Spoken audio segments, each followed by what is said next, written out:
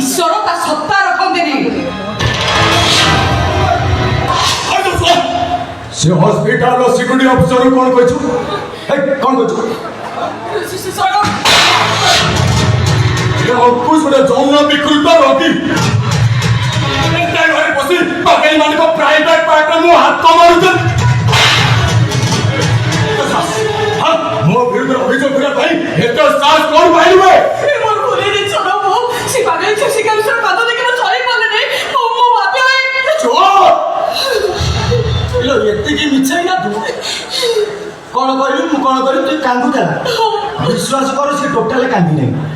ମୁଁ ଯେତେବେଳେ ତା ଛାତିରେ ହାତ ବୁଲଉଥିଲି ଖିଲି ଖିଲି ହସୁଥିଲା। ତା ଦେହଟା ଏତେ ଜୋରେ ଗରମ ହେଇଯାଇଥିଲା ଯେ ସେ ନିଜେ ମୋ ହାତକୁ ନେଇ ତା ଛାତିରେ ପୁରା ଭାରି ବସିଲା।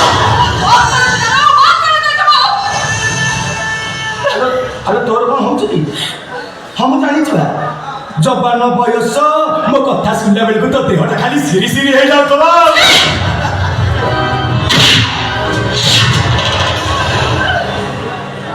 ମୁଁ ଜାଣିଛି ଘରେ ତୋର ଗୋଟେ ଅନ୍ଧ ଭାଇ ଅଛି ଆଉ ତୁ ହଉଛୁ ତା ଜୀବନ। ତୋରି ଭୟରେ ତା ନିଶ୍ୱାସ ପ୍ରଶ୍ୱାସ ଚାଲିଛି। ଯଦି ଚାକିରି ପ୍ରତି ଟିକେ ଭୟ ଅଛି, ଅନ୍ଧ ଭାଇଟା ପ୍ରତି ଟିକେ ଲୋଭ ଅଛି, ତାହେଲେ ହସ୍ପିଟାଲ କଥା ହସ୍ପିଟାଲରେ ରଖିବୁ। ସେ ପାଗଳ ଦେହ ମୁଣ୍ଡରେ ମୁଁ ହାତ ମାରୁଥିଲି, ଏ କଥା ତୁ କାହାରିକି କହିବୁ? ହଁ ଯଦି ବା କେବେ କହୁ ତୋର ତ ଚାକିରି ଯିବ ଯିବ। ତୋ ଅନ୍ଧ ଭାଇଟା ଉପରେ ଗାଡ଼ି ଚଢ଼ାଇ ମାରିଥିଲି।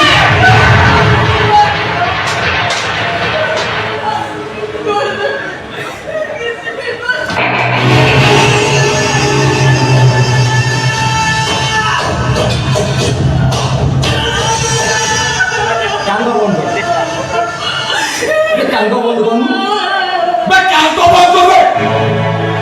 ଶୁଣୁ, ବହୁତ ପାଥାଟିକ ସିନ୍ କଲୁ, ସବୁ ଦେଖିଲେ, ଏଥର ଦେଖିଲେ ଟିକେ ରୋମାନ୍ସ ସିନ୍।